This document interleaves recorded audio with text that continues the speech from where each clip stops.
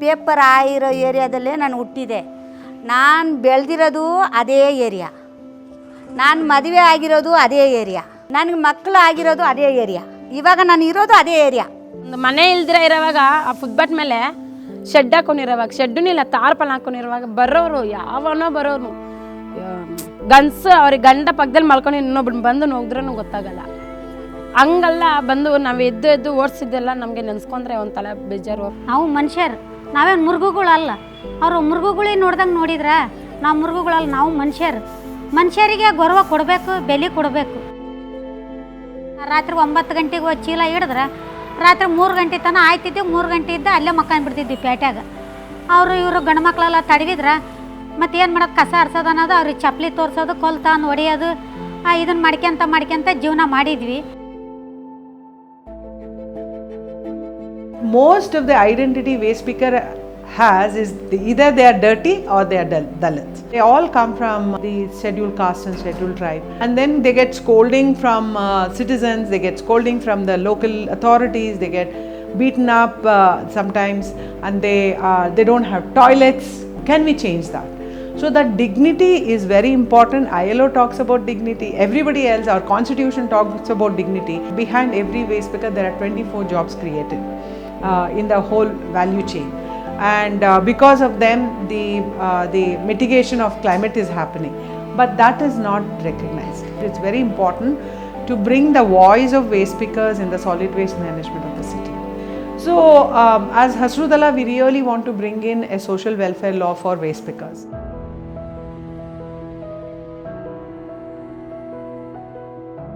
ಮೊದಲೆಲ್ಲ ಹಳ್ಳಿಯಲ್ಲಿ ನೋಡಿದ್ರೆ ಹಳ್ಳಿ ಕಟ್ಟೆ ಮೇಲೆ ಗಂಡಸರೆಲ್ಲ ಕೂತ್ಕೊಂಡು ಡಿಸ್ಕಷನ್ ಮಾಡ್ತಾಯಿದ್ರು.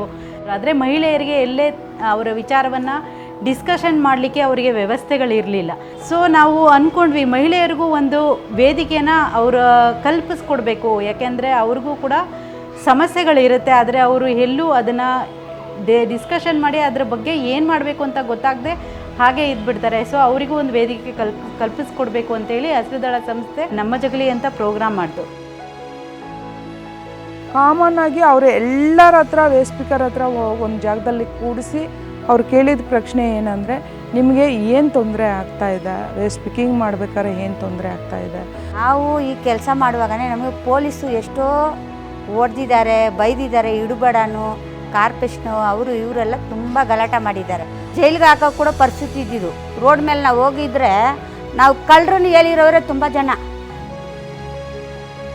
ಅದರಿಂದ ಇಷ್ಟು ನಾವು ಯಾರು, ನಾವೇನು ಕೆಲಸ ಮಾಡ್ತಾಯಿದ್ದೀವಿ ಅನ್ನೋದು ID ಕಾರ್ಡ್ ಬೇಕು ಅಂತ ಹಸಿರುದಳ ಹತ್ರ ಎಲ್ಲ ವೇಸ್ಟ್ ಪಿಕ್ಕರೂ ಅದನ್ನೇ ಇದು ಮಾಡಿದರು. It's very difficult for waste picker to access social security, I would say. When we started, most waste pickers didn't have any kind of identity. Aadhaar has come now. In 2010, people who were living on the street, there was nothing. ತ್ಯಾಜ್ಯ ಸಮೀಕರು ಅಂತ ಹೇಳಿ ನಮಗೊಂದು ಹೆಸರು, ಹುಟ್ಟಿದ ಮಕ್ಳಿಗೆ ಯಾವ ಥರ ಹೆಸರು ಪಡಿತಾರ ಆ ಥರ ನಮಗೊಂದು ಹೆಸರು ಕೊಟ್ಟರು. ಅವರು ಯೂನಿಫಾರಮ್ ಕೊಟ್ಟರು, ಐಡೆಂಟಿ ಕಾರ್ಡ್ ಕೊಟ್ಟರು. ಈಗ ಇದನ್ನು ಹಾಕ್ಯಂದು ಹೋಗಿಬಿಟ್ರೆ ನಮ್ಮನ್ನು ನಗರ ಪಾಲಿಕೆಯರು ಅಂತಾರೆ. ಪೊಲೀಸ್ನವ್ರು ಕೇಳೋ ಬಂದ್ರೆ ಡ್ಯೂಟಿಗೆ ಅಂತಾರೆ. ನಮಗೆ ಅದನ್ನು ಚೀಲ ಹಾಕ್ಯಂದು ಅಂಗಿ ಹಾಕ್ಯಂದು ಹೋಗ್ಬಿಟ್ರೆ ಡ್ಯೂಟಿಗೆ ಬಂದರು ಮೇಡಮರ್ ಅಂತಾರೆ.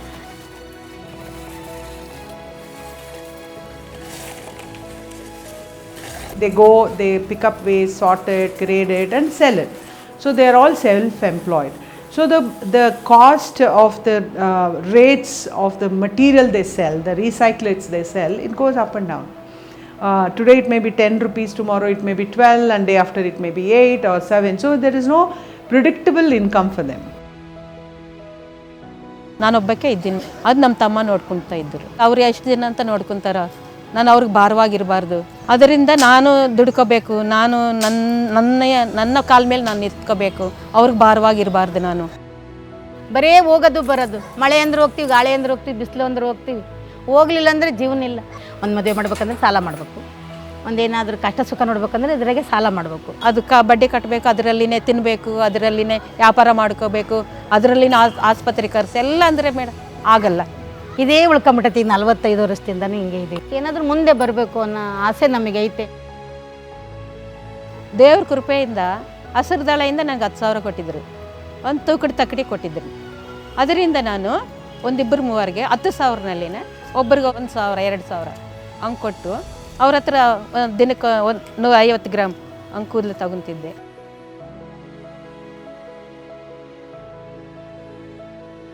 ನಾನು ಏನು ಜಾಸ್ತಿ ತಿರ್ಗಕ್ಕಾಗಿಲ್ಲ, ಹತ್ತಿರ ಇದ್ದರೆ ಅಲ್ಲಲ್ಲಿ ಹೋಗಿ ವಸೂಲು ಮಾಡ್ಕೊಂಡು ಬರ್ತಿದ್ದೆ. ಅದು ತಗೊಂಡೋಗಿ ಇನ್ನೊಬ್ರಿಗೆ ಆಗ್ತಿದ್ದೆ. ಅದರಲ್ಲಿ 100-200 ಬಂದರೆ ನನ್ನ ಜೀವನ ಮೇಡಮ್.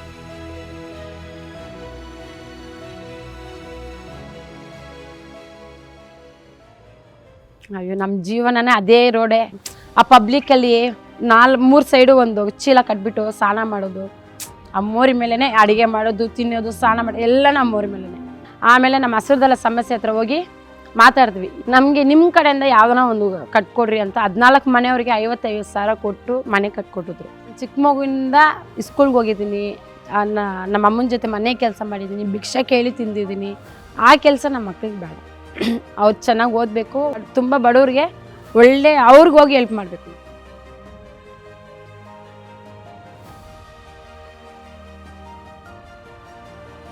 ಭಾಳ ಗಲೀಜಾಗ್ತದೆ. ನಮ್ಮ ಊರಲ್ಲಿ ಅಂತ ಕೆಲಸ ಮಾಡಿಲ್ಲಲ್ವ, ನಾವು ಈ ಥರ ಹೊಲದಲ್ಲಿ ಕೆಲಸ ಮಾಡಿದವರು. ಇಲ್ಲಿ ಬಂದಮೇಲೆ ಅದ್ರ ಮೇಲೆ ಅವ್ರು ಉಗಿಯವರು, ಪಟ್ಟಿ ಮೇಲೆಲ್ಲ ಉಗಿಯವರು. ಹಿಡಿಬೇಕಂದ್ರೆ ಕೈಗೆ ಒಂಥರ ಇದಾಗಿಬಿಡೋದು ನನಗೆ.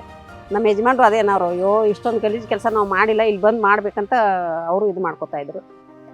ಒಂದು 2-3 ವರ್ಷ ಕೆಲಸ ಮಾಡಿದರು. ತಿರ್ಗಾ ಇವಾಗ 1.5 ವರ್ಷ ಆಯಿತು.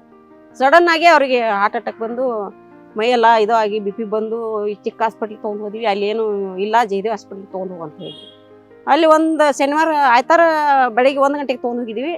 ನೈಟ್ ಅಂದ್ರೆ ತಿರ್ಕೊಂಡು ಬರ್ತಾ ಬರ್ತಾ ಕಾಲು ಹಿಂಗೆ ಓದ್ಕೊಂಡ್ಬಿಡ್ತು, ನಡೆಯೋಕ್ಕಾಗ್ತಾಯಿಲ್ಲ, ಕೂತಿದ್ರೆ ಎದ್ದೊಳಕ್ಕಾಗಲ್ಲ, ಕಷ್ಟ ಎಲ್ಲ ಆಗಿತ್ತು. ಆ ಕಡೆ ಈ ಕಡೆ ಆಸ್ಪತ್ರೆ ಎಲ್ಲ ತೋರಿಸ್ದೆ. ಒಂದು ಕಾಲಿಗೆ 2 ಲಕ್ಷ ಬೇಕಂತೆ. ಅದಕ್ಕೆ ಅದು ಹಸರದಳ ಕಡೆಯವರು ಹೇಳಿದ್ರು ಹಂಗೆಲ್ಲ ಆಸ್ಪತ್ರೆ ಚೆನ್ನಾಗಿದೆ ಅಂತ. ಅಲ್ಲೇ ಎಲ್ಲ ಟ್ರೀಟ್ಮೆಂಟ್ ಕೊಟ್ಟು ಆಪ್ರೇಷನ್ ಎಲ್ಲ ಮಾಡಿದ್ವಿ. 15 ದಿವಸ ಅಡ್ಮಿಟ್ ಮಾಡಿ ಆಪ್ರೇಷನ್ ಎಲ್ಲ ಮಾಡಿ ಎಲ್ಲ ಕಳಿಸಿದ್ದಾರೆ. ವಾಕರ್ ಕೊಟ್ಟಿದ್ದಾರೆ, ಅದರಿಂದ ಸ್ವಲ್ಪ ಅದು ಹಿಡ್ಕೊಂಡು ಓಡಾಡ್ತೀನಿ. ನಮ್ಮಲ್ಲಿ ಸೋಷಿಯಲ್ ಸೆಕ್ಯೂರಿಟಿ MSS ಇದ್ದಾರೆ, ಮೊಬೈಲ್ ಸೋಷಿಯಲ್ ಸೆಕ್ಯೂರಿಟಿ. ಮನೆ ಬಾಗಿಲಿಗೆ ಹೋಗ್ಬಿಟ್ಟು ಫ್ರೀಯಾಗಿ ಈ ಶ್ರಮ ಮಾಡ್ತಾರೆ, ಆಭಾ ಕಾರ್ಡ್ ಮಾಡ್ತಾರೆ, ಅಂಬೇಡ್ಕರ್ ಸಹಾಯಹಸ್ತ ಮಾಡ್ತಾರೆ. ಅದೆಲ್ಲ ಏನೇನೆಲ್ಲ ಫ್ರೀ, ವೋಟರ್ ID ಫ್ರೀ ಆಗುತ್ತೆ. ಇಷ್ಟೆಲ್ಲ ಸೌಲಭ್ಯಗಳನ್ನ ನಾವು ಅವ್ರಿಗೆ ಮಾಡಿಕೊಟ್ಟಿದ್ದೀವಿ. ಗಂಡ ಇಲ್ಲದಾದ್ಮೇಲೆ ಇವಾಗ ಯಾರು ಆಗ್ತಾರಂತ ನಮಗೆ ಅದಕ್ಕೆ ಪೆನ್ಷನ್ ಸಿದ್ದಮ್ಮ ಮೇಡಮ್ ಅವ್ರಿಗೆ ಹೇಳಿದ ತಕ್ಷಣ ನಾವು ಮಾಡ್ತೀವಿ ಅಂತ ಹೇಳಿದ್ವಿ. ಇವಾಗ ಒಂದು 800 ರೂಪಾಯಿ ಬರುತ್ತೆ. ಅದು ಬಂದಮೇಲೆ ತಿಂಗಳಿಗೆ ಒಂದು ಸತಿ ಬಂದಮೇಲೆ ಒಂದು ಸ್ವಲ್ಪ ಹೆಲ್ಪ್ ಆಗುತ್ತೆ. ಸುಮಾರು ವರ್ಷಗಳು ನಾನು ಗುಡಿಸಲಲ್ಲೇ ಜೀವನ ಮಾಡಿದೆ. ಈಗ ನಾನು ಒಂದು 5 ವರ್ಷದಿಂದ ರೆಂಟ್ಗೆ ಮನೆ ತಗೊಂಡು ರೆಂಟ್ ಮನೆಯಲ್ಲಿದ್ದೀನಿ. ಈಗ ಎಲ್ಲ ಡಾಕ್ಯುಮೆಂಟ್ಸ್ ಬಂತು. ಫಸ್ಟು ನನಗೆ ವೇಸ್ಟ್ ಸ್ಪೀಕರ್ ಕಾರ್ಡ್ ಬಂದಮೇಲೆ ಆಮೇಲೆ ಎಲ್ಲ ಇದು ಬಂತು.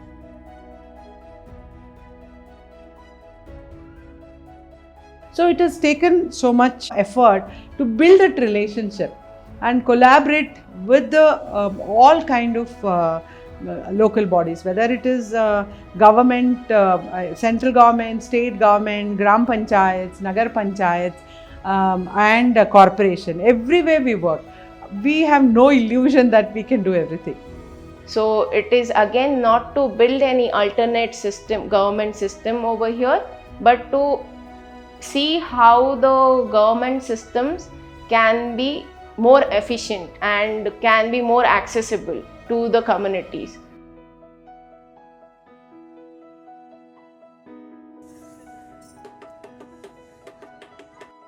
Social security is something that will help them to at least have some predictable material they get. For example, if they have ration card, at least you know that the rice will come home, right?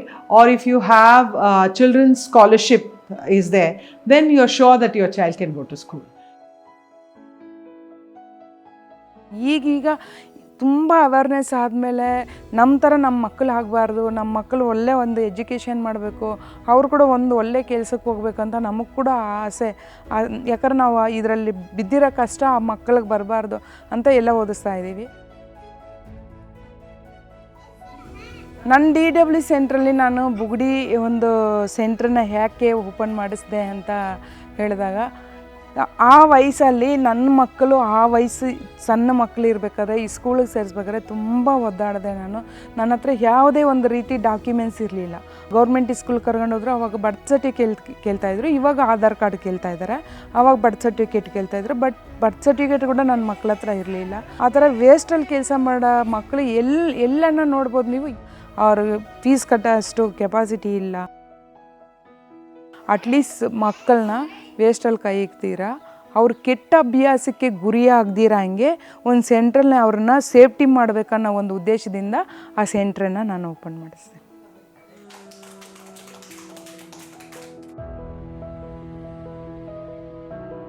SHG ಇಂದ ತುಂಬ ಉಪಯೋಗ ಆಗುತ್ತೆ. ಅವ್ರ general knowledge ಬೆಳೆಯುತ್ತೆ, banking ಬೆಳೆಯುತ್ತೆ, ಮತ್ತು ಅವ್ರು ಬೇರೆ ಹತ್ರ ಹೋಗಿ ಬೇಡ ಅವಶ್ಯಕತೆ ಇರಲ್ಲ. ಪ್ರತಿ ವಾರಕ್ಕೊಂದ್ಸಲ ಮೀಟಿಂಗ್ ಮಾಡ್ತೀವಿ, ಎಲ್ಲರೂ 10 ಜನನೂ ಕೂತ್ಕೊಂಡು ಕರೆಕ್ಟ್ ಆ ಟೈಮಿಗೆ ಹೋಗಿ ಸಂಘ ಮಾಡ್ತೀವಿ. ಸರ್ ಇರ್ತಾರೆ ನಮ್ಮ ಜೊತೆಯಲ್ಲಿ. ಆಮೇಲೆ ಉಳಿತಾಯ ಮಾಡ್ತೀವಿ. ಸಾಲ ತಗೊಂಡಿರೋರು ಸಾಲ ಮರುಪಾವತಿ ಮಾಡ್ತಾರೆ, ಅದನ್ನು ಮತ್ತೆ ಚಲನ್ ಬರ್ಕೊಂಡೋಗಿ ಬ್ಯಾಂಕಲ್ಲಿ ಅಕೌಂಟ್ ಮಾಡಿಸಿದ್ದೀವಿ, ಹಾಕ್ತೀವಿ. ಸಾಲ ಬೇಕಂದರೆ ಅಲ್ಲೇ ಚೆಕ್ಕಲ್ಲಿ ಬರ್ಸ್ಕೊಂಡೋಗಿ ವಿಡ್ರಾ ಮಾಡ್ಕೊಂಡ್ಬರ್ತೀವಿ. ಬೇರೆ ಕಡೆ ಹೋಗಿದರೆ ಯಾರೂ ಅಷ್ಟು ಸುಲಭವಾಗಿ ಕೊಡಲ್ಲ, ಜಾಮೀನು ಕೇಳ್ತಾರೆ, ಶ್ಯೂರಿಟಿ ಇನ್ನು ಏನಾದರೂ ಆಧಾರ ಕೇಳ್ತಾರೆ, ಯಾರೂ ಕೊಡಲ್ಲ ನಮ್ಮಂಥವರಿಗೆ. ಹಸಿರುದಳ ಇಂಥ ಸಂಸ್ಥೆ ನಮ್ಮ ಜೊತೆಗೆ ನಿಂತಿರೋದ್ರಿಂದ ನಮಗೆ ತುಂಬ ಧೈರ್ಯ. ಕೆಲವೊಬ್ಬರು ಆರೋಗ್ಯ ಸಮಸ್ಯೆ ಆಸ್ಪತ್ರೆ ತೋರಿಸ್ಕೊಳ್ಳೋದಕ್ಕೆ ತಗೊಂಡಿದ್ದಾರೆ, ನನಗೆ ಗೊತ್ತಿರೋ ಹಂಗೆ. ಮನೆಯಲ್ಲಿ ಕೆಲವೊಂದು ಮಕ್ಕಳ ಫೀಸಿಗೆ ತಗೊಂಡಿದ್ದಾರೆ.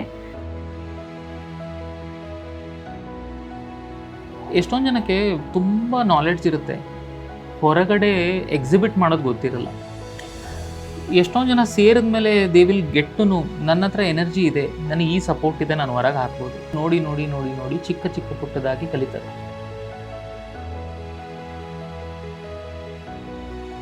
ಯಾರು ವೇಸ್ಟ್ ಸ್ಪೀಕರ್ ಅಷ್ಟೊಂದು ಓದಿರಲ್ಲ, ಅವ್ರಿಗೆ ಅವಕಾಶನೇ ಸಿಕ್ಕಿರಲ್ಲ. ಅದರಿಂದ ಅವ್ರಿಗೆ ಮಾತಾಡೋ ರೀತಿ ಬೇರೆ ಥರ ಇರುತ್ತೆ, ನಡವಳಿಕೆ ಬೇರೆ ಥರ ಇರುತ್ತೆ. ಅದನ್ನೆಲ್ಲ ಯಾವ ಥರ ಚೇಂಜಸ್ ಮಾಡ್ಕೋಬೇಕು, ನಮ್ಮನ್ನು ಆಫೀಸರ್ಗಳು ಸಿಕ್ಕಿದಾಗ ಆಫೀಸರ್ಗಳ ಹತ್ರ ಯಾವ ಥರ ನಾವು ಮಾತಾಡಬೇಕು, ಸಿಟಿಜನ್ಸ್ ಹತ್ರ ಯಾವ ಥರ ಬಿಹೇವ್ ಮಾಡಬೇಕು, ಯಾವ ಥರ ಮಾತಾಡಬೇಕು, ಇದನ್ನೆಲ್ಲ ಟ್ರೈನಿಂಗ್ ಮುಖಾಂತರ ನಮಗೆ development ಮಾಡ್ಕೊಂಡ್ಬಂದರು.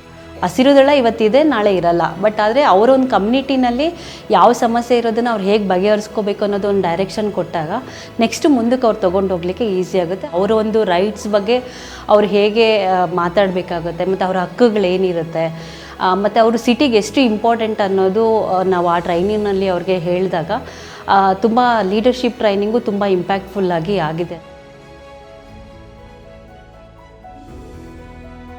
For every 1 rupees of funding or the support that we got from different philanthropic initiatives, 9.83 rupees of benefits that waste pickers have got. This is the impact that we are bringing in waste pickers' lives.